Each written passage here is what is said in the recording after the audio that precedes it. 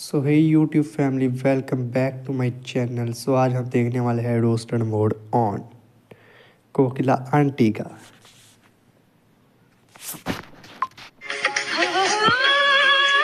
मुझे यहाँ के रसोड़ी में जाना है। अच्छा, आप लोग पोहा ऐसे बनाते हैं? नहीं। जी हाँ। अगर आप बुरा ना माने तो मैं आपको बनाकर बताऊं? बता दो भाई।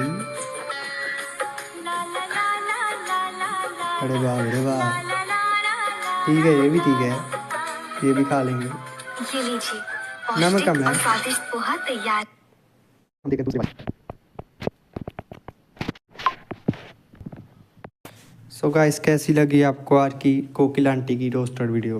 चैनल को लाइक सब्सक्राइब करें और वीडियो को लाइक करें। Thanks for watching. और ऐसी ही वीडियो देखने के लिए चैनल को सब्सक्राइब करें, वीडियो को लाइक करें। धन्यवाद। चलो भाई, बाय बाय।